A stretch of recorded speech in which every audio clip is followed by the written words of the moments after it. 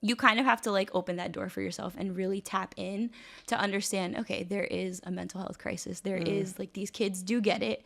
And maybe it's like the adults that don't have the tools and knowledge, that's why the kids get it and the adults don't.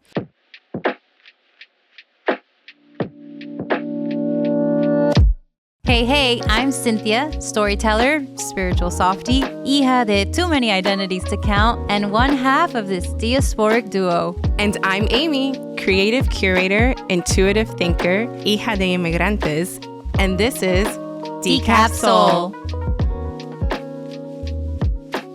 Welcome to Decaf Soul. Today we have a very special guest, Kayla Duraes, a Master of Social Work student at Widener University and a social work intern with the Wellness Department of the Boys and Girls Club in Newark. Kayla's journey into social work has been shaped by her own life experiences. Her passion is helping children, teens, and families build resilience, hope, and the kind of support she once needed herself. We're going to dive into her path, her work, and the lessons she's learned along the way. Kayla, welcome. Welcome to Decaf Soul. So we thought we'd start off with a very fun, quick icebreaker lightning round. Yeah. And we're going to participate too, but I want Kayla to like answer. You're going to start first, Yeah. okay? Start the answers, Yeah. Okay, ready? 1. 1, 2, 3. Coffee or tea? Coffee. Coffee. Coffee.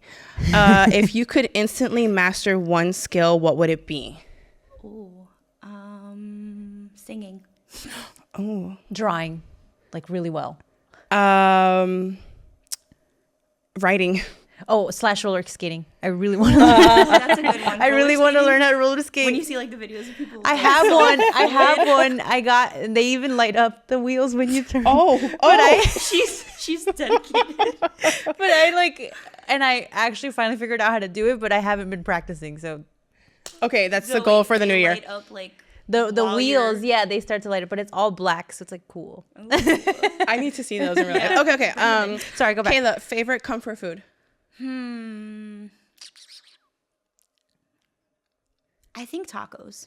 Ooh. I love tacos. Tacos or soup. Very different things, but like it depends. I think it depends the mood. Okay, great. I was also gonna say tacos and French fries. Tacos and French fries. Okay. I'm gonna say I love Chick-fil-A. You don't like Chick-fil-A? It's not my go-to. Oh, It's yeah. It's good. Yeah. Yeah. Either that or Wendy's, probably. That's my comfort Okay, food. Wendy's is better. better. That spicy chicken sandwich slaps. Spicy nuggets. Beach vacation or mountain getaway? Definitely mountain getaway. Okay. Beach vacation. Beach vacation. Mountain getaway. Yeah. All right. Okay. She always feels some type of way whenever she has a different answer. I was not assuming that you were gonna say like beach either, but okay. A song that gets stuck in your head every time. Right now, that Olivia Dean, "Come Be the Man, Man." I need. Oh, she's so good. Okay. Go ahead. Oh shoot. I've been really listening to "Wait for It" from Hamilton, like incessantly. Like it's not like, and I even found like Pop Goes Punk version of it, and it's so The good. Pop Goes Punk of Hamilton. Yeah, like it's really good. I can't. Whatever. I never watched Hamilton before until like a month ago, so. Oh yeah. I was like, wow, this song is amazing. Like it's a real song. Like I could listen to it without it being from Hamilton. Yeah. And so it's just on my like rotation, but like I've been listening to it a lot. Okay, that's a good one. I have been listening to a lot of Olivia Dean recently. She's catchy. She's very catchy and her voice is so good. But what's that one song? So I don't know if you know this band or duo. They're called Jungle. And they have this song. Yes. Like Casio or something. I don't know. It's like a dance song, and it goes like. And we could have been singing a different one. I'm glad we were on the same page. I think you guys are definitely singing. But it's like they have their whole vibe is like dancing, very similar. like very So, yeah. similar, like okay, anyway, whatever. Texting or talking on the phone? Depends who, but talking on the phone. Oh. I am like, I'm really bad at texting. Sometimes my friends are like, I texted you like 5 hours ago, and I'm like, damn, 5 hours is crazy. Neither. Oh. If it were up to me, if I could disconnect and that would be socially acceptable, I think I would. Yes. I think I prefer texting. Okay. Only because I like to gather my thoughts, and sometimes Okay. I say things that probably That's could have been fair. said differently. I do feel like I'm Think much before better we see writing. Yeah. going on. Yeah, like I feel like I can really let myself go when I'm writing, not in a bad way. Like I can really express myself. When I'm talking, I get all flooded with emotions. Yeah. Mine might be Yeah, sad, yeah. yours might be angry, whatever. But We know each just other get- so well. We just get really flooded, so it like you kind of mess up the what you're trying to say. Although, so Cynthia hates voice messages because that's a new I thing now. love voice I hate 'em. messages. I'm starting to enjoy them now because now it feels like I'm listening to my friend's own podcast Yes, episode. I love And I'm it. like, I'm just gonna wash the dishes and just hear my friend's voice in my ear Yeah. telling me about It is nice. There are times where I'm like, okay, I'm gonna like stop She for a hates second. it. I love voice recordings. Like I just like like you said, it's like a podcast. I'm listening to my friend's like whole spiel of her day. It's amazing. And then after I'm like, okay, my turn. Let me prepare. Okay, that was fun. That was good. fun. Okay. Thank you for playing to with like us. loosen up a little bit. But okay, so we're so excited to have you on Yes. the Decaf Soul podcast. Can you take us back to the moment that you first realized that social work might be part of your path? So I think like the whole like seeds of social work, I didn't even understand really what the field was until, different experiences, different life lessons. I guess I knew once I started college, I wanted to help people. That was like my main thing. I wanted a career that I was gonna, in some way, shape, or form, show up for people and be able to help them. So I chose the medical field and hated it. Sorry, mom and dad. So I switched my major junior year and I went into criminal justice and psychology. And I did a lot of work there. I met a lot of really cool people who did work in social justice. And then I graduated and this was during COVID. So I had a gap year to really think about like, all right, be a cop or figure out something else. Oh, you're considering being a police officer? I was considering being a police officer for a really long time. And everybody, okay, we're sisters, stepsisters, whatever. Yes. Let's just get that out of the way. Yes. So there's things that I know. Everybody, I think, are like parent-wise was like, no. Yeah. But then other people would be like, it makes perfect sense. And I would be like, I think it makes perfect sense. Like if it doesn't work, it doesn't work out. But I think you would be a great, like it worked for you. Like Yeah, and I think that's what I was battling. It was like, okay, like do I just kind of like forget what everyone's telling me and just be the cop, or do I figure out like where do I go with this like fight and drive to want to help people but also like do the work? Because I feel like there's so many fields that you just get into and you're there, like you're stagnant. Absolutely.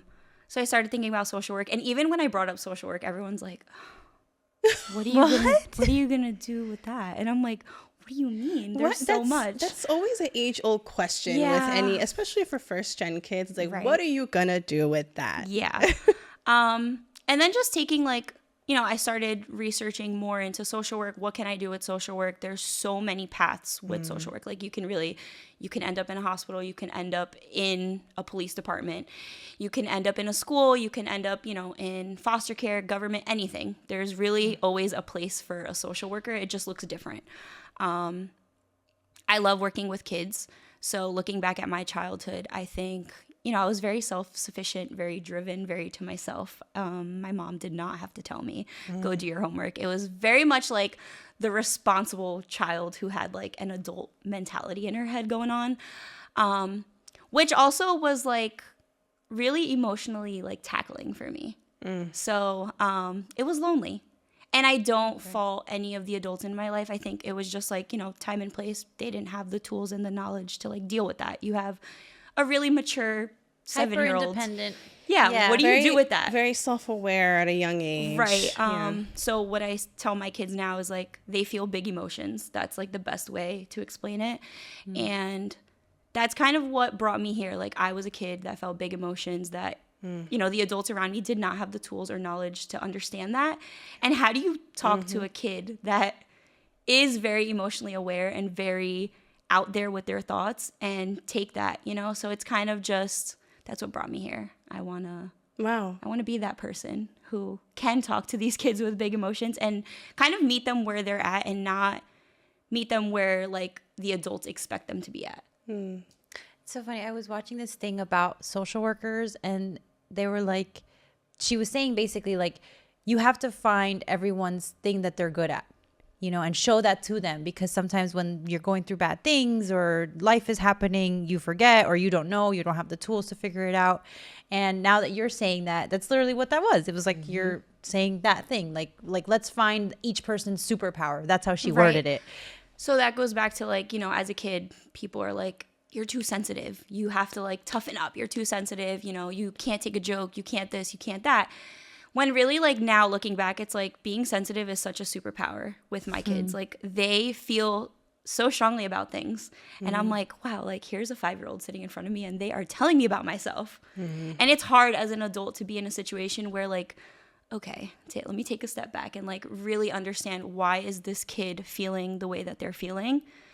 Not being, you know, the 28-year-old that I am. Like, let me take a step back and be 5 years old again and kind of see things from their perspective. And I think it's hard for a lot of adults. Like, it's hard for me sometimes, and I do this work every day, to really like take a step back and just listen. A lot of kids just really want you to listen, and they don't know how to fix their problems. So that's why they're coming to you. So when you shut them down, that's where the barriers are created.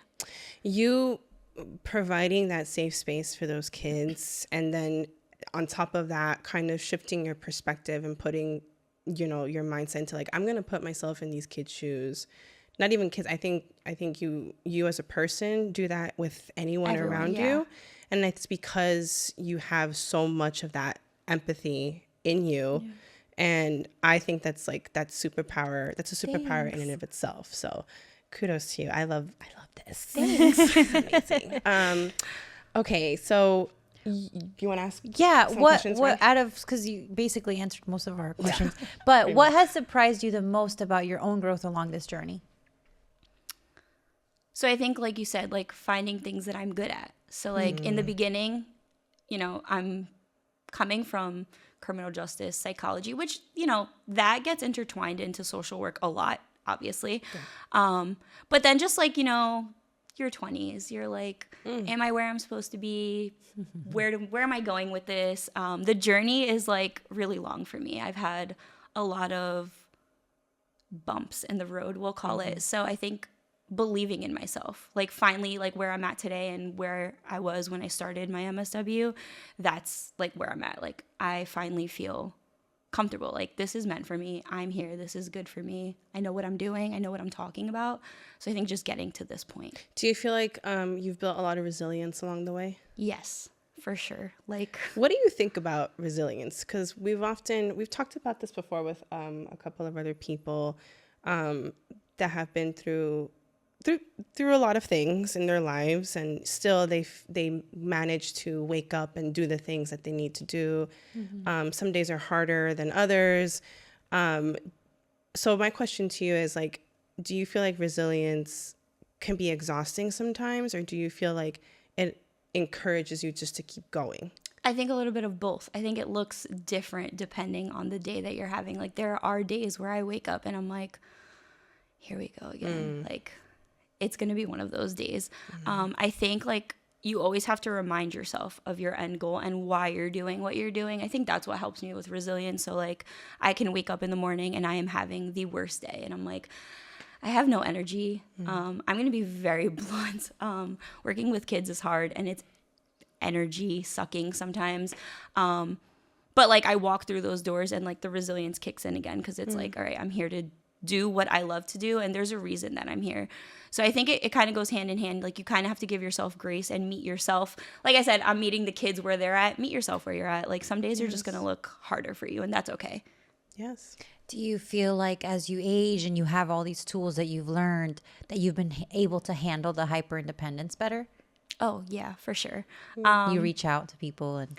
Yeah, I think like, you know, going through what I've been through and like dealing with all these hardships, I did like hold grudges and like I was angry and not understanding, you know, like I was thinking I was understanding, but it was more so like my own emotions coming into like this big picture. It's like, okay, like what is everyone else going through right now? Like I'm angry, I'm stressed out, I'm sad, but like, you know, teenagers argue with their mom. What is my mom going through? Like my mom has this whole world in front of her, and like I am this little piece, and I'm so angry right now.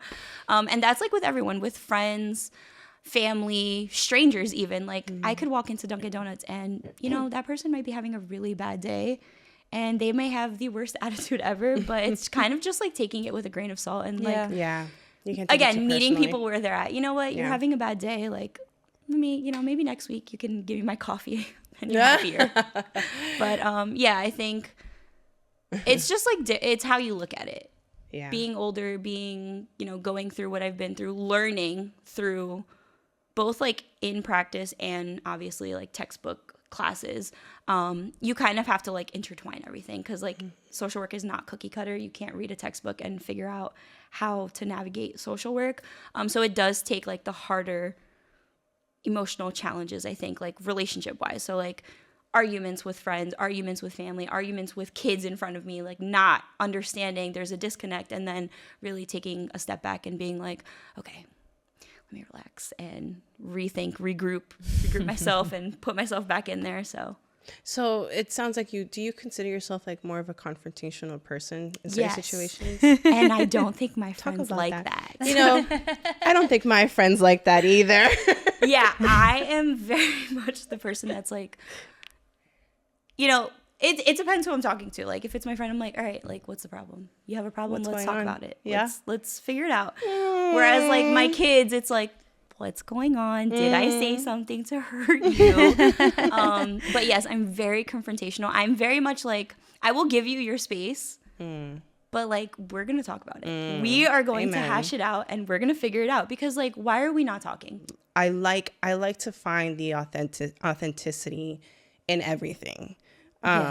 Including like who I speak to versus what I do. So it's just, I think it just naturally comes, that directness and that confrontation. And it's never coming from a bad place. Like I always try to tell everyone, like, maybe my tone could be a little different. I can understand that it could be a little aggressive, and I have to, so then that's when the empathy starts to come in, right? That's when your brain has to be like, all right, let's take a step back. Let's figure out, you know, what the situation is that we're talking about. And you're right. It is depending on who you're talking to.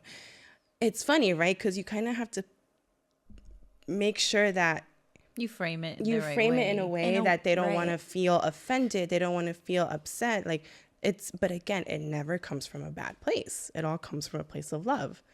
And I think like what's important too, like everyone, like I may be saying something and I'm like, I am saying this in a way that they are not going to be upset. People interpret things completely different, which goes back to my point, talking on the phone. I can be texting someone, and yes, it's good to like gather your thoughts, but I can say something like, I went outside, and Cynthia can read my text like, she went outside. And I'm like, that's real. So I just think like having a conversation, obviously people are ready at different moments. Like I'm very confrontational. I'll be ready. Like we argue and I'm like, okay, we're going to talk now. We're going to talk. We're going to figure it out. Whereas like I have friends, family members that are like, I just don't want to talk to you right now. And that's okay. And I'm like, oh, okay. I'll give you your space. But I'm going to follow up with you. I'm going to be like, hey, next week? Ready? Are you ready to talk about what happened last week? The clock is ticking. We don't have that much time before the bomb blows up. Like, did you think I forgot? Yeah. No, didn't. Right. Didn't. I'm still here. How are you doing? So I'm very much confrontational.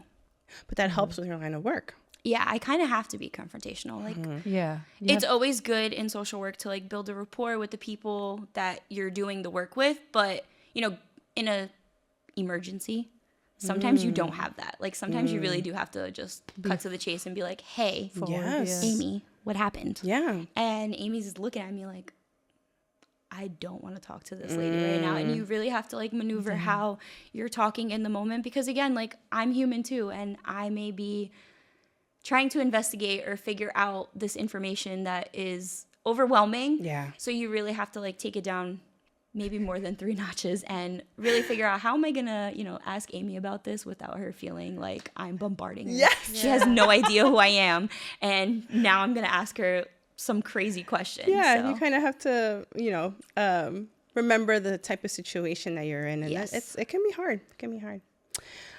Let's pivot to your education. Yes. And like what that process was like. You're a Master of Social Work student. What has been your favorite learning experience or class so far in the program? And why did it stand out? I think field placement. So What is that? Like an internship. Okay. So I had a Like field, you're out in the field, like Yes. doing the work that you're learning in class. Okay. Yeah. Got it. Like I said, so textbook stuff is interesting. Like, you read and you do papers, and all my social work students out there know we have to do like role plays. So it's like me and another social work student pretending to be like a therapist and A child? yes. And it's really hard. It's really hard. Like that is on like my doomsday list of social work student stuff. Just because of the awkward I'm feeling like, about it? hey, Yeah. we gotta pretend now. But actually being in the field is a really good experience. I think that's like the biggest takeaway from my master's program. I was lucky enough to get 2 completely different ones. So I interned at a school with the Board of Education. And social work in schools is a little different. So it focuses more on special education, IEPs, INRS and 504s, whole bunch of different plans. Sorry to cut you up. What is IEPs? IEPs, individualized education plans. Okay. So that there's a whole process to it. It's very complicated and very long. But in short, it's just like modifications for students during the school day. So that could look like extra time on tests, or if they need to be pulled out in small group. It's really different and individualized for Right, each of kid course. and what their need is. So that's really what I was doing with the Board of Education. Whereas now I'm with the wellness department at the Boys and Girls Club, and I run like groups I have middle school and 4th grade. And then I support with any really like emotional needs for K through 8th grade. Okay. So that looks like sometimes the kids come to me and they want to, just tell me about their day. Whereas other days they want to come to me and tell me the more heavy stuff. So small group, large group, individualized counseling. And like I said, sometimes it's just like, hey, Miss Kayla, I had a really good day. And I'm like, oh, cool. Awesome. I love that. So it really does look different every day. And it looks different with what field placement you're at. So I think that's why it's kind of like the best part of your master's program, because you get kind of like your own unique experience. And you're learning like everything ties in to each other. So like you can be really, really good at class. Yeah. And then you're faced with stuff and you're like, okay, Yeah. this counseling session is not going to go the way my textbook said it was. Yeah. And Wow. that's okay. That's completely okay. Where was a time that you felt like you really had to pivot? Like you were like, okay, this is the plan. This is how we're going to get to figure something out with a student, for example. Ellie, and then you were like, what was that pushback like from the student? It was my first week at the school that I'm currently at, and there was a middle school kid feeling big emotions, and middle school is tough. So Word. I'll just start I with that. literally said that yesterday. Middle school is tough because it's like, okay, I'm new. Now It's I'm going to be pivotal dealing with years. like Yeah. preteen, like, the hormones are out there. They're feeling a lot of things from every angle. And, they introduced me like, hey, so-and-so, this is Miss Kayla. She's going to be talking to you. And we're going on our little wellness walk. And he's like, what do you want? What do you want? And I'm like, what do you want to know? Like, I just want to know. He's like, how I'm feeling, right? Oh, boy. You want me to count to 5? You want me to do deep breathing? And I was like, Wow. no, I don't want you to do any of that. So that's like what I mean by it's not cookie cutter. Sometimes these kids, like, they know the tools that they're supposed to be using. Sometimes that stuff just doesn't work for them in that moment. Not to say that, counting and deep breathing and all these things that he was telling me don't work for him. Just like in that moment, he was like, this is why I'm mad. I'm not going to feel better right now. And it was kind of just me like, okay, well, it's okay. Valid. Like, Yeah. sometimes with kids, I think, especially middle school, they just need somebody to be like, I hear you. what you're feeling is valid, and it's okay, even if you're having a challenging like behavior right now. Like, okay. I think adults are very almost like authoritarian. Like, this is how it is. This is what we're going to do. Kids have to listen. And once they go like off track, that's it.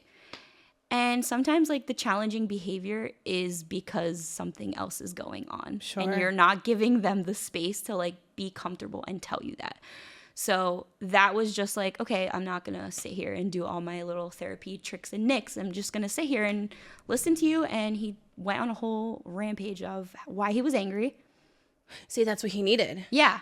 And then after, he was just like, all right, I'm ready to go back to class. And I was like, Wow. oh, okay, sure. And I walked him back, and they like, everyone's looking at me and they're like, what happened? And I'm like, it's just, having a day. It happens. People would just have a day sometimes.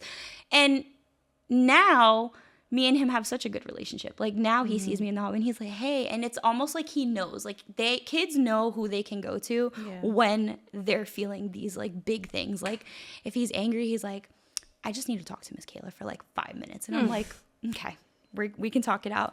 But that's what I mean. Like, giving them the space to just tell you what is wrong and why. And it may not make sense to me. Sometimes why they're angry, I'm like, really? Stop. Like, why are you this angry over that? But like, I'm not going to tell him that. I'm just going to be like, yeah, like, okay, I get it. Yeah, that would make me angry too in a kid-like situation and mentality. After that, it's, following up and kind of discussing like, how can we handle this better? Yeah. How can you take your anger and what can we do about it? We're going to sit here and you're going to be super angry, or we can figure out what tools are going to help. You can be angry for 5 minutes, but let's figure it out. Right. Something that you said struck me a little bit. Like, why do adults feel like they have that authoritative? Because we're technically we're adults. We're young adults, right? Yeah. Is it because we're just part of this generation that are more mindful? We've experienced it ourselves as children, so our adults experience it as children. But maybe they didn't have the language to say like, sure, yeah, no, I do have agency. Like, those words didn't exist, right? Or they did, but not in the way that we're used to it. Right. But it's funny because we keep having these conversations about how children don't have agency. They should have agency because they're human beings. They're human beings from the moment that they're alive, right? And they should be treated with the same respect that an adult, a fancy adult, that we should treat them with that same level of dignity, right? And we keep falling, because with our guests and stuff, falling into the same conversation of like, hey, just give kids agency. Just let them talk. Let them, maybe sometimes it's not that child is like against authority. Maybe authority has never just spoken to the child in a way that's like, let me explain to you why things have to be this way. And we see that all the time. We see that we were talking about theater education. We were talking about migrant kids in the beginning, and it's like the same thing all the time. All these why is it that this world is constantly putting like roadblocks? What do you think? And not giving like the space that you so clearly are for these children? I think, like I said, it's generational, I think. So like what you said and what I said in the beginning, our parents and their parents, whatever, the generations to come, they don't have the tools and the knowledge. Whereas like our generation, I feel like we're kind of expanding on knowledge, and through our own experiences, there's also like anxiety and fear, I think. Like, being that person that's like, no, like, little Johnny has a point, okay? Like, maybe we all need to like step away from the child and regroup on how we're gonna handle this situation. But he's right now. Yeah. I think it's also like the mentality, like, kids are still learning. We're teaching them, we're shaping their future, where sometimes like I learn more from kids. Kids are so smart, so in tune with themselves, and they will tell you how it is. There's no filter. If they're upset, they're going to tell you what specifically you did. Like, they're very confrontational. Yeah. Maybe not initially, hey, what's wrong? And they're like, nothing. But once you get in, they will tell you like, Cynthia, I'm mad at you because the way you looked at me at this time during this period, like, they will cut it down to like a science, where like I feel like adults do not do that. Adults are more beat around the bush-ish. Yeah. And I think sometimes like hearing certain things from kids is hard for adults. Oh, I see what you're saying. Yeah. Especially when it's like at the adult. At you. Yeah. I think also like when you're working with kids, I'm not a parent, but I can assume having a kid tell you about yourself is hard. So like you never want to be the person to hurt the kid. So taking that in and like understanding, okay, maybe something I did really did hurt him or her. Yeah. And now it's like a learning thing. Like, what can I do to be better? And I think that's hard for adults. Even for me sometimes, like maybe I don't, I'm still learning. So maybe I don't approach a situation how I'm thinking I'm going to approach it in my head or, like I said, people interpret things differently. So this kid may interpret it another way and they'll tell me. And sometimes I have to just like walk away and I'm like, did I really say it like that? Or did I really look at him like that or her? And then it's like, okay, now I'm going to go apologize. Apology is hard for adults. Accountability is a big thing these days. Yeah. Yeah. It's hard for adults. It's like a humbling experience. It's like complete ego death to have a tiny little person be like, you did this wrong and you're hurting me. Yeah. Fix it. And I feel like kids, we're teaching kids. Like it is like an authoritarian relationship going on. Like you don't know what you're talking about. When a lot of the times these kids do know what they're talking about. They get it quicker than adults. I have adults that are like, oh yeah, wellness.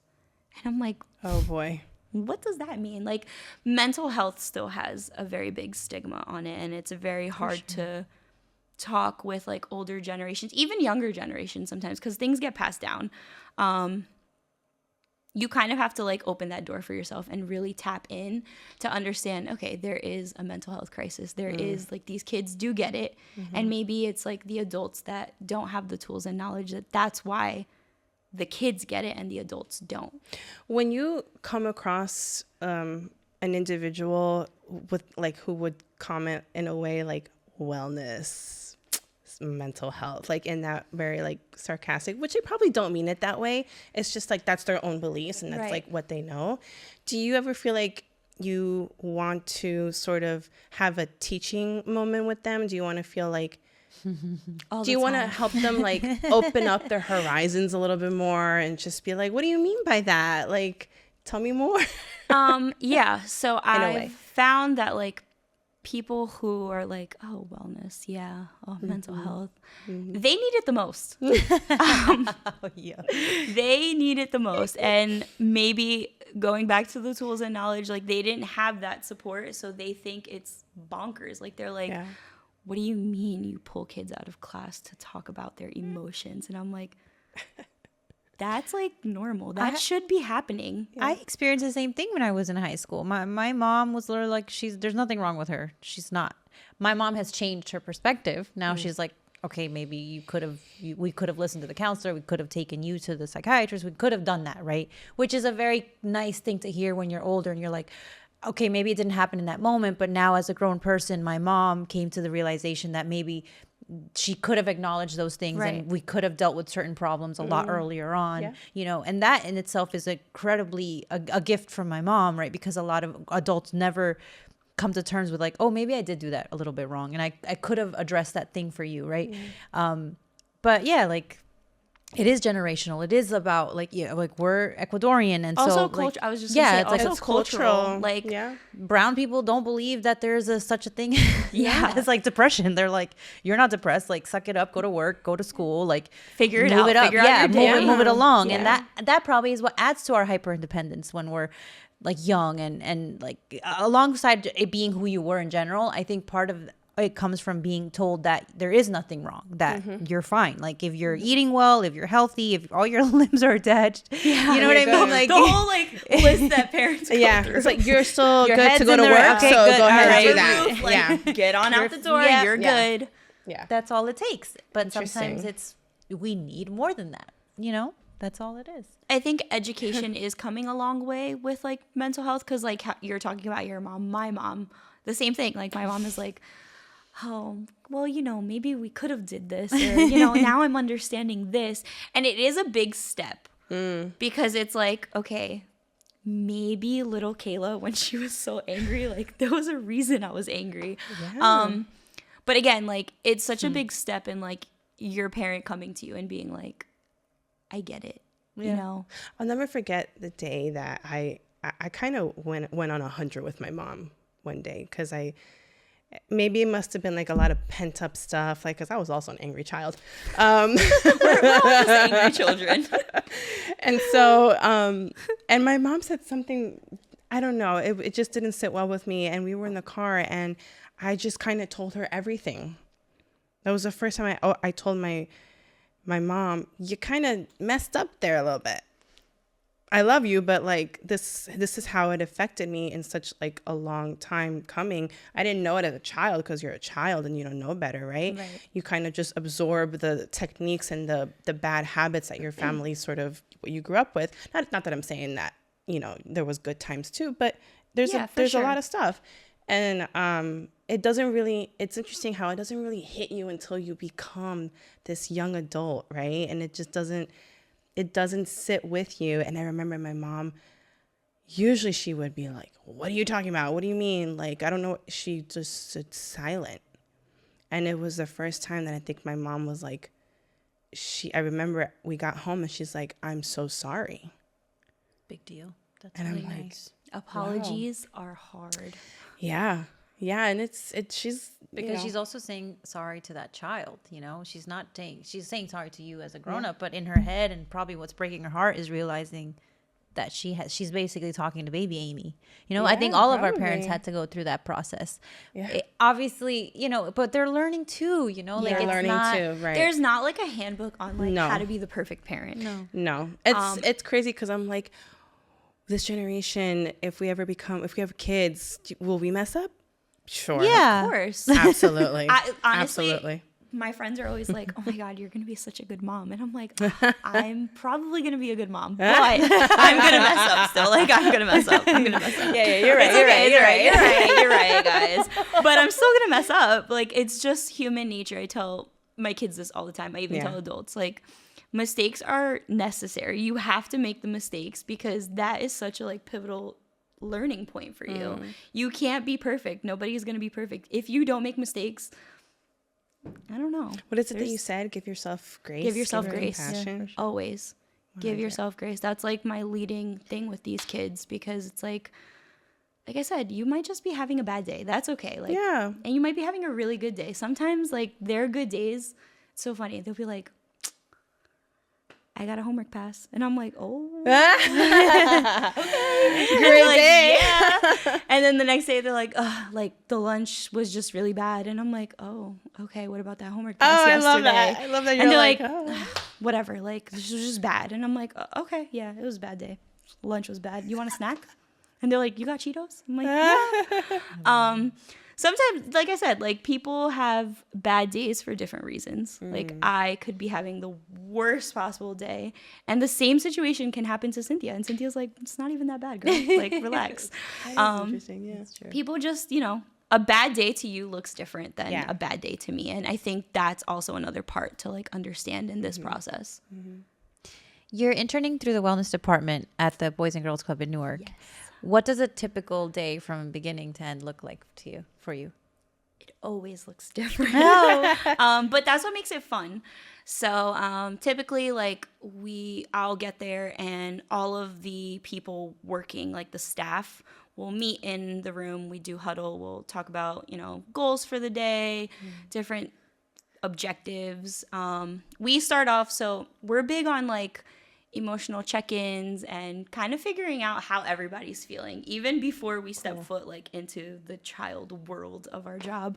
So we'll start off with like a nice icebreaker question, and we get into like a little debate with your coworkers. Yes. Oh, that's so cool. Funny. So we're all there. I think Friday it was like something that I think you guys even asked me, something that you've always wanted to do but you haven't done. And we were like, okay. So everyone had different ideas and different things, and we kind of like conversate about it for a little, and then it's like, okay, like it's almost go time. Middle school, go to middle school. elementary school. For me, on days that I have group, I'll have everything prepped and I'll go do my group, and then I'm still there for more hours. So I kind of just like bop around. Kids know me as the lady who takes them for a walk. So like if they see me just like bopping around in the hallway, they're like, "Can I come with you?" And I'm like, "Not right now." And they're like, "I want to come with you." So I kind of have to like figure out, okay, do they just want to come with me because they don't want to do what they're supposed to be doing right now? Right. Which is like the hard part about my job too, because I'm also the person that's like, maybe they just don't want to do that right now. There needs to be structure still, with time for them to like express themselves. Okay. So I do groups, I poll students. Part of this work is the more challenging stuff too. So DCP and P cases and, food scarcity and just so much things that are going on in the world right now. So it's also following up, staff members are with these kids every single day. Okay. They know, like I can be in a class, I can have a staff member in a class with a whole bunch of kids and they're like, okay, little Cynthia has been looking really distraught, really out of it. That's when they're like, Kayla, nothing could be wrong. They could be fine, but they're just not themselves right now. Mm-hmm. And then it's kind of, family outreach, talking to the kid. What's going on right now that, you color every day and today you just don't feel like coloring? Wow. You don't want to eat snack? Little things like that, like especially with younger kids, are such big like points when they don't want to do these little things that they're so excited to do every day. So that's really what my day looks like. And then obviously like conflict resolution, crisis, which is like everyone's version of crisis is a little different. People all have hard days. So the staff member in the room might be having a really bad day and a kid is throwing a tantrum. And that might be crisis to the adult because they're like, I don't know how to handle this. And this kid is crazy right now. And they'll call me and, I pull the kid and I'm like, okay, we're having a crisis. Like you What's assess the going situation. on? Yeah. And they're like, I just don't want to do this. And I'm like, it's not really crisis. But okay, like, again, it's assessing the situation. It's figuring out why the staff member and the child are having a disconnect. Why are kids having disconnects? Why is this child isolating themselves? And then working with families. So with my first field placement, I did a lot of family outreach, community events, which is important. I feel like I'm working with a lot of COVID kids. Okay. So the family aspect with schools is kind of like lost. What do you mean by COVID kids? Yeah. COVID kids, the pandemic kids, my favorite kids. So the pandemic kids that have now, it's been a couple years, they are... Like, what's the age range? Or for what would you say? I would say like early elementary, 2nd, 3rd, and 4th grade, because they were in the pivotal years during COVID. Oh, I see. Okay. Like the kindergarten kids that were during COVID and stuff like that. Okay. They have a harder time with emotional regulation. They have a harder time with like conflict with other kids. Like I feel like when I was younger, like if we were on the playground and we had a disagreement, it was like, okay, whatever, I'm gonna go play tag with my other friends, where these kids will be like, Cynthia doesn't want to play with me right now, why? And I'm like, guys, like it's normal, you guys don't have to play with each other every day. They have a hard time with like attachment too, because they didn't have that interaction. Yeah. Wow. Oh my gosh. I feel, at least like from me, like you're seeing it happen. I see these kids in and real I'm time. Like, it's okay that like, Amy and Cynthia don't want to play together today. They have a hard time. Middle school's a little different. I think they were in school for a while. Before that pause. They were able to form relationships. Whereas like these kids, like this is the first time they're forming these relationships. Imagine a kid that comes from like a single child household. And they don't have cousins or extended family. Whereas like me and you grew up with our siblings and our cousins and cousins. Wow. Where like some of these kids were just by themselves. So like now they're forming friendships, forming relationships. And it's hard for them. It's hard to understand like, why was Amy nice to me yesterday and Amy's not talking to me today? Because that's hard in general, right? Yeah. We have difficulty with that even as adults. So imagine when you don't have, As a you didn't build the child, tools right in the that's- beginning. Oh, but you know what's funny? My sister-in-law is the youngest ones, 14 and 17. Well, now like they're now by now, but when I first met them, they were a lot younger. They said one day, they were like, bro, I feel like after COVID, like we forgot how to talk to people. Yeah. And they're Yeah. teenagers. Like they had the I experience mean, of beforehand. even for me, you know, Mm-hmm. I was stuck in a house with my mom and my sister for a very long time. It's hard. Like I said, like being a confrontational person helps, but as a kid, like I see it with my sister. She's 16 now, and those, you know, couple years up until now, I was like, oh, we got to teach this girl how to talk to people, how to like interact. Granted, she's very social, so she's good. But for the kids that are shy, the kids that, you know, come from single Yeah. child households, it's hard to like break out of your shell in general as a kid. And then, you know, not having these social interactions and being put in a school. Newark schools are like so many kids at once. So you're just being like thrown to the wolves, figure my out how gosh. to make friends and navigate, and then also be in school and learn what you need to learn.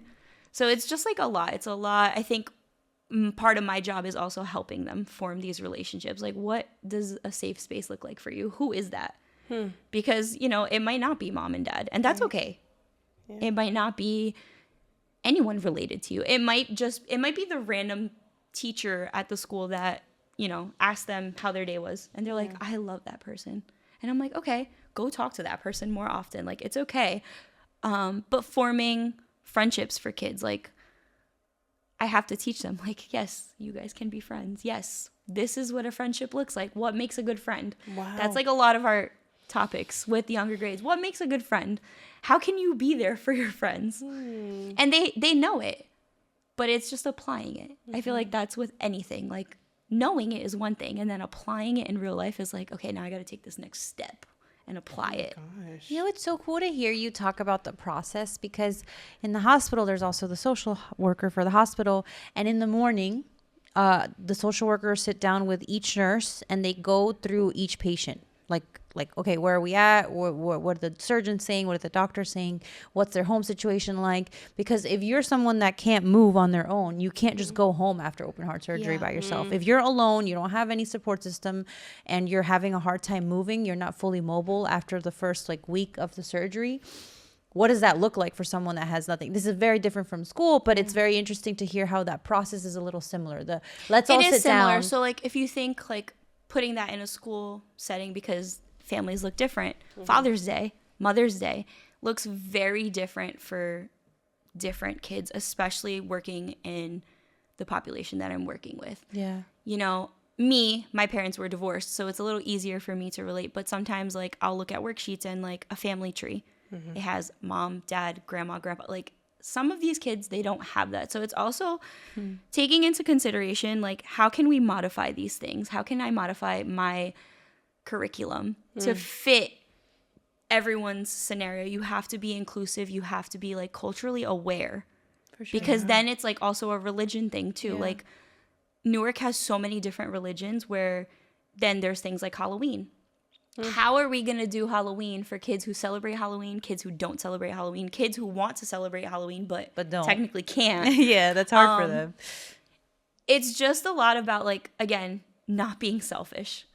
Thinking like, we have to figure out how we can take one thing and make it for everyone. So what I'm hearing is that you're also a very adaptable person. Yes, you have to be adaptable. In order to create these modifications essentially in the system that you're working in. I think kids are also very adaptable. They are. And I think if you feel, do you feel that because of that adaptability that these children have, does it create, I don't want to say like it's easier for you, or does it depend on the child? Most times. So I think why it's easy for me is because I give them a choice. It's not like I walk in, especially when I'm doing groups. We have a curriculum at the Boys and Girls Club that kind of like outlines what the interns will be doing with them. Kind of gives you like a topic. Okay, today we're going to talk about emotions, for example. And, you know, for middle school, they have way more emotions than what I'm going to be talking about with elementary school. Maybe elementary school, I'll keep it short and simple. We're going to talk about happy, sad, mad, and tired. Whereas middle school, we get into like disappointed. What does disappointed look like? And what does anger look like for you?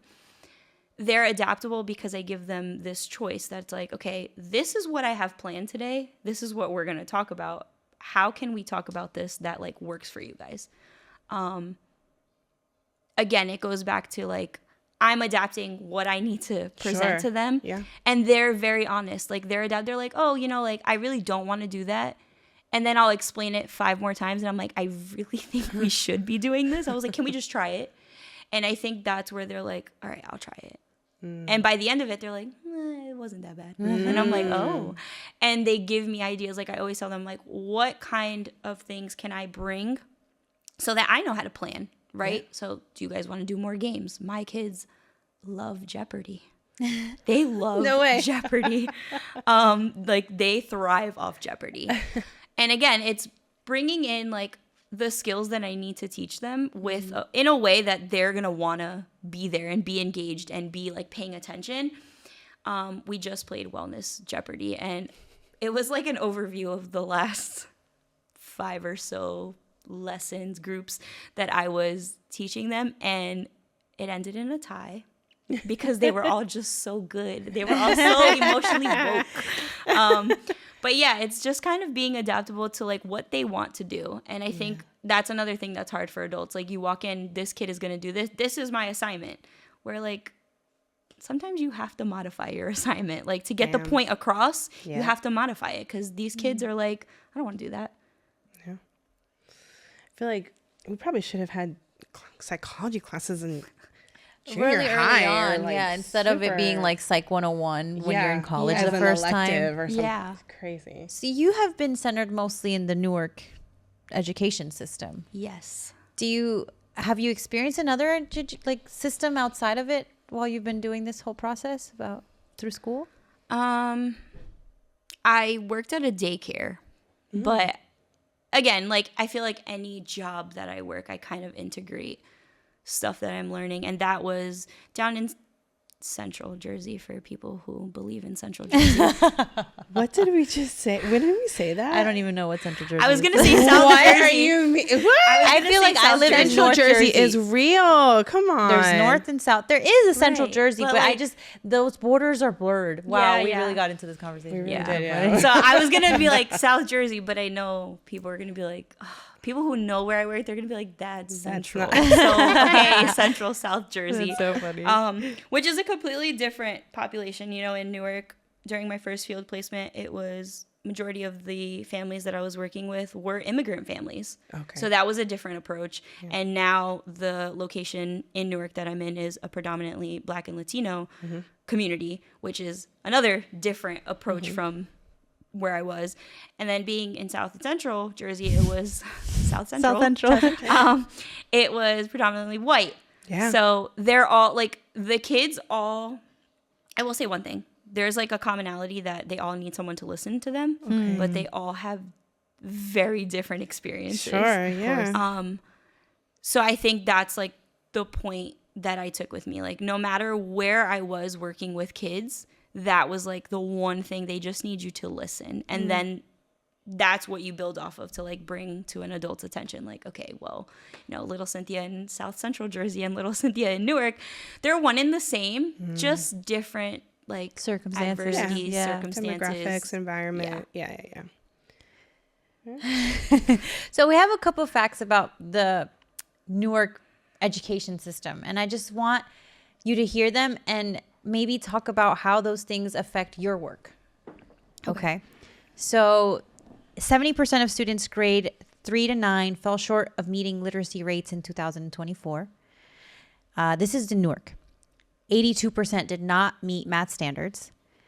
Since because very recently the local government took over Newark, the Board of Education, and it's been a big flip from charter schools and all this other stuff that they were going towards. Since local government took over, 10 new schools were open, they said about. And it's in that time frame of like 23 to 25, 24, test scores grew about 2%. Now, I just want to hear your intake on that. Do those things, do you find those kinds of numbers directly affect children when you're just in group with them and talking to them? Or are these things completely separate from each other? No, they go hand in hand. I feel like, so teaching wellness comes with like also understanding where they're at academically, where I can have a kid who's very emotionally aware, but they're academically advanced. They read past grade level. They understand concepts. They can kind of put A and B together. Whereas kids who maybe aren't on target or where grade level is, not that it's harder for me to explain what we need to do, but it takes more examples. So it's almost like I'm a teacher sometimes, without the teaching background, because I have to figure out, okay, how can I present this so that all of them understand? And, you know, when you're in front of 30 kids, they're all at different levels. It does affect the work I do, because I can hand every kid a sheet of paper and not every kid can read the instructions. That's crazy. Wow. Not every kid understands English. So that's where like culturally aware, academically aware, like all these things tie into like it could be the most simple curriculum plan that I have for the day. And it's like, okay, I have to think of every possible scenario, because I may have a kid that doesn't speak English. I may have a kid who's not on grade level. I may have a kid who's way above grade level. And like, this is too simple. They're going to do it in 5 minutes where the rest of the class is working. So I kind of have to like plan ahead and be like, okay, like little Cynthia is going to understand this completely. I have to have like a side conversation with her and really dive deep.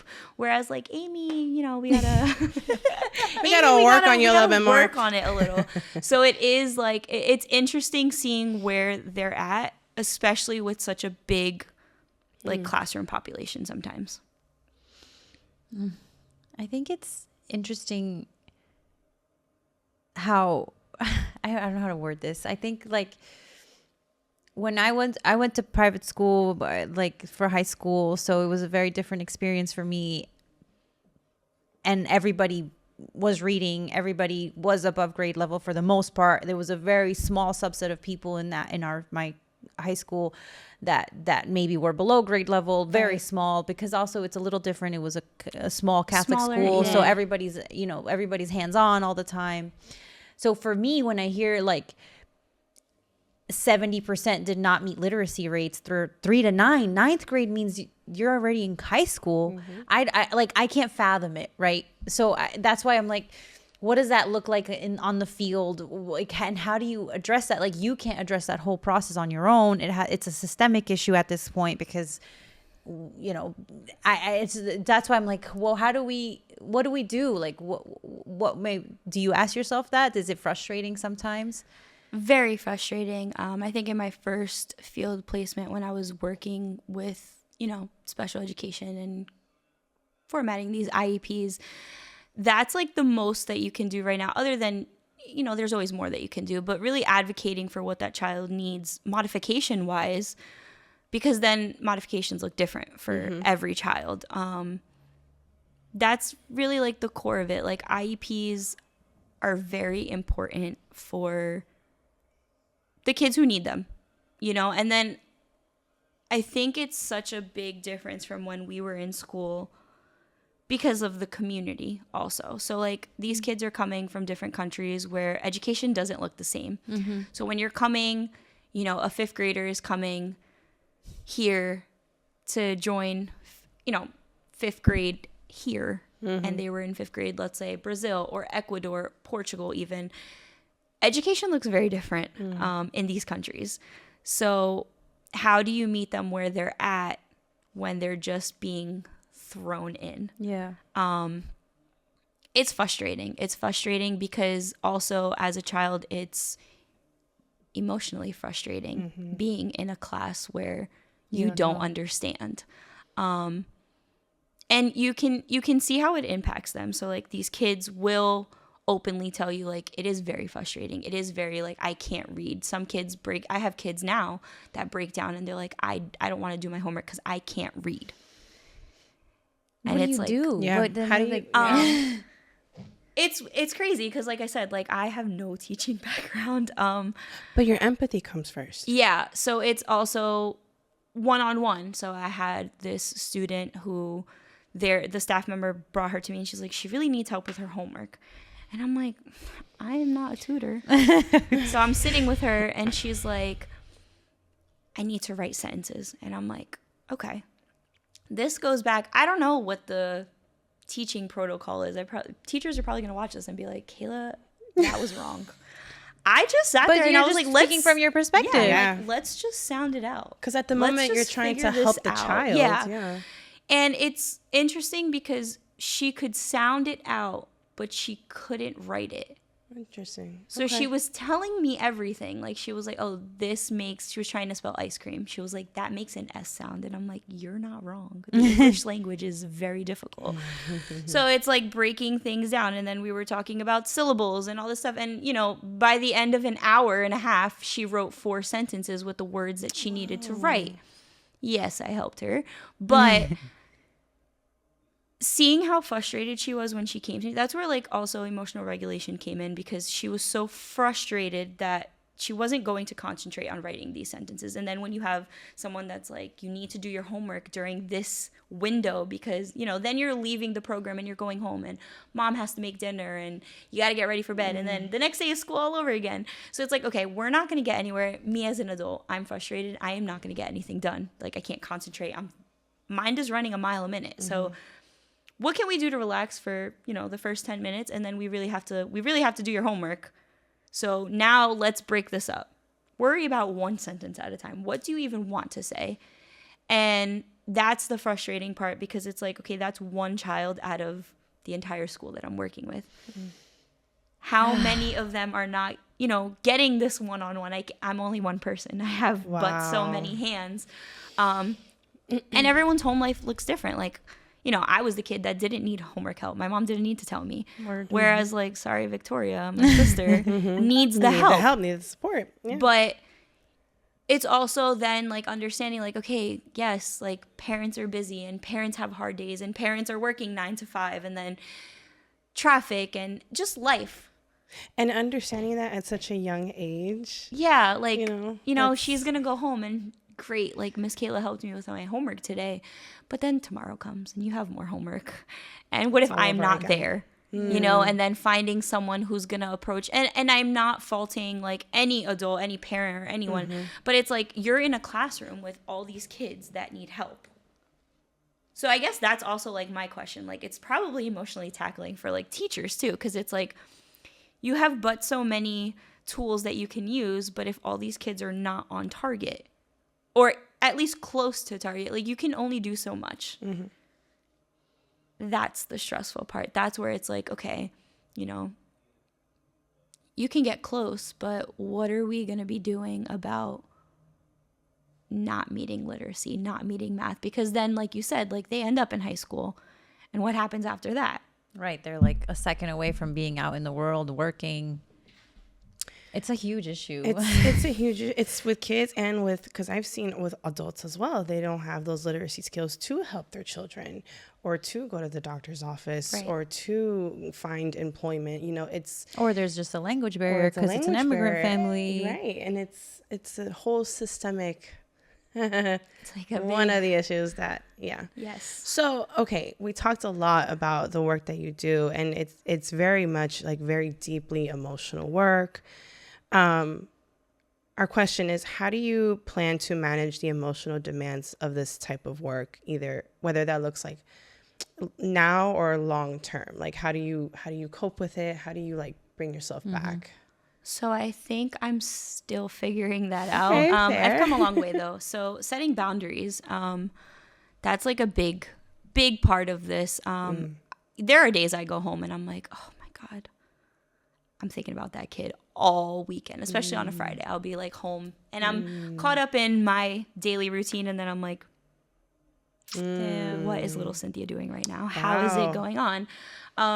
So it's also just like remembering like, okay, you know, Monday's going to come, and whether or not little Cynthia is coming to school that day, I'm going to go and check in on her. There's, you know, I was thinking about her. I'll let her know. I was thinking about you this weekend. Sure. Setting the boundary that like, I'm going to go home and schedule. I was never big on self-care. Very hard thing for me. Yeah, it's very easy for me to tell everyone to do self-care and like do things for themselves, but for me, it's like, dang girl. Do you just not do it? Is that what it is? Or? I think I'm always What is your definition of self-care? Like? Yeah. Self-care. Anything that makes you feel good. Okay. Which looks different for everyone. So like, you know, sometimes it is taking a shower, even though that's like hygiene too. But I've been trying to dabble in things that aren't like a necessity as self-care. So like taking a shower, it may feel good and it may make me calm down, but like I have to do that. You know, I don't have to, but I'm going to do that. So going on a longer walk with my dog kind of like grounds me. Oh, you have a dog? I do. I'll go on a longer walk and kind of think about what's weighing on me. And that doesn't really sound like self-care sometimes, but like, why is it weighing on me? Why am I bringing that home? And then how can I enjoy my weekend or the rest of my night and figure that part out tomorrow? Every day I kind of have to like tell myself when I'm at my internship, like, okay, you're going to go home and you're going to do one thing. And that one thing sometimes, like, I'll go home, I eat dinner, I walk the dog, I take a shower, and I'm like ready for bed. And I'm like, you have to do one thing for yourself. Oh, wow. So it's holding myself commitment accountable to yourself. Yeah. Because the work is so emotionally like exhausting sometimes. Being the person that's very understanding, empathetic, compassionate, consistent kind of makes me lack that in myself. But I can't show up for people if I'm not showing up for myself. Right. Yeah. So I kind of have to do this work if I want to continue being good in the field. So yeah, holding myself accountable, definitely, because I'll be ready for bed and I'm like, I'm exhausted. I'm like, no, you're going to go do this. Is there one thing like, because like you're right, self-care can look so differently for so many people. Is like, and you go on walks with your dog. Is there one thing that you've always wanted to try but never really like got around to it? Knitting. Oh God. Or like crocheting. I love it. Yeah. Definitely something I want to try. I've been doing like, so you know, like paint by numbers. There's sticker by numbers. Oh, I have seen those. Who had that? Wait, what is that? It's really cool. It's literally like a paint. Think of like a paint by numbers, like all the little sections with numbers, but they're stickers. So you like, yes, Yeah, it's like and a for a puzzle. very type A person, getting What? the sticker perfectly in the Anybody little, listening for Christmas? This is what I want. Oh my God. yeah, one of my best friends just got me it's like markers and dot Okay. art. So I'm going to try that. Really, I like to be artistic. I like arts and crafts. So that's what I kind of tell my kids to do too. Like I'll be like, go home and do like a little art project maybe. And they're like, oh. But then they love it. Yeah. It's very grounding, like being creative. It is. And just kind of like tuning out everything else. Like I can have the TV on, but really when I lock in, like I'm not worried about who's calling me, who's texting me. And I just like, it's like you're in the zone. an hour and I'm like, ooh, like this is fun. I'm doing this. I'm getting closer. And it also feels rewarding because I finished this. Nice. I did this. So definitely with self-care, like I lean more towards like arts and crafts, little projects for myself. Vision boards are always good. Kind of cliche, but they're fun. My kids love them. So yeah, I am very big on encouraging self-care, but I do need to remind myself to keep and stay consistent with it for myself. We're only human. And you're doing a lot. Yeah, you're carrying a heavy load. That's serious. Serious. So you are currently collecting donations for the Community Food Bank of New Jersey. And this really, came about, well, I don't know if you've been doing it for a while, but I know because of the recent SNAP benefits policy that the administration has put into place since November 1st. Did that inspire you to take on this initiative? And do you feel like you want to continue doing something more of that type of work? Yeah, so every year around this time, I try and do some kind of act of giving, whether it's around like December, January, November. Not really geared towards like holiday stuff, but just like something, because I feel like there's so many opportunities right now to be doing stuff. And with the recent SNAP cuts, yes, I worked with a lot of people who rely on SNAP. Yeah. And, you know, I just don't understand, not to get into that, but I don't Get understand into it, girl. please. Get Yeah. into like it. the frustration about Yeah. people having access to food. Yeah. It's ridiculous. That is just like beyond what my brain can understand. And, you know, I see it firsthand with the families I work with, like the worry. And it's like, okay, like there's so many things to be worried about right now. And we're going to just add food, like a necessity, food to the plate. And it's like, why? So I started collecting donations just because with those cuts and food pantries, food banks, like they're running out of food and there's only so much that they can do and they're doing the work that they need to do. But, you know, if my family, friends, community, anyone can donate and we can just like, I'll drop it off, give it and add to whatever we can give to the people who need it, I'll do it. I think, again, like the pressure of putting that on families, like, nope, food, bye. It's like, why are we taking away that part? Yeah, I mean, it does feel like they're playing a game with our lives, you know? It's like, well, you didn't sign this, so let's do this. When there have been government shutdowns, there's a government shutdown every year, it feels like, for the last couple years. It's weird. It didn't used to feel like that when we were younger, but they've never cut SNAP before. So we know, because we've experienced this for years, that they didn't have to do that. Yeah. That there's no reason that they had to do that because they've had a bunch of government shutdowns. The last longest government shutdown was during Trump's presidency, and SNAP didn't get cut. So it was a bargaining chip.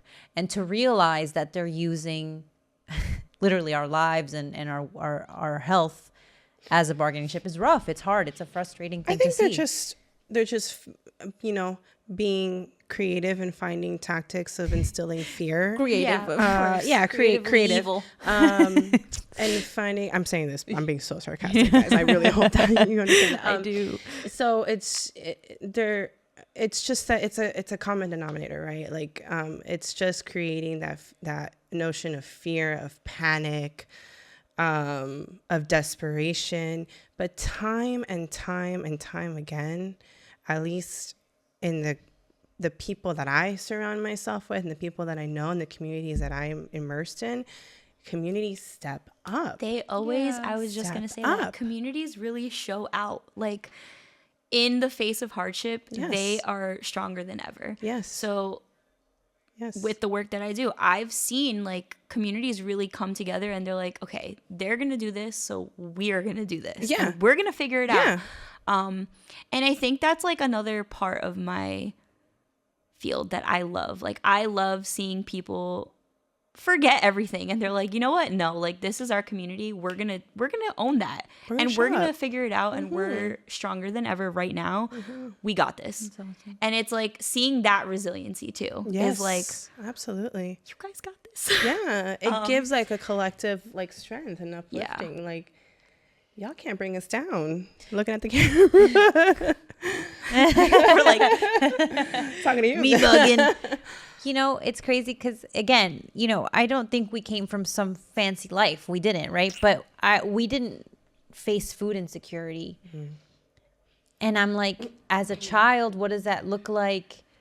I don't know. It must be so scary to be like, hey, I don't know what I'm going to eat. I'm just eating some beans or whatever. Or school is my meal of the day, my breakfast and my lunch, and that's it. Like, and you see that all the time. That's what I'm like, how do you not burn out when you realize these kids can't read sometimes, and sometimes they're not eating because outside of school? Like, what is, I mean, not to make it about you because it's for them, but it's like, it has to be a little bit of a burnout sometimes. It is, yeah.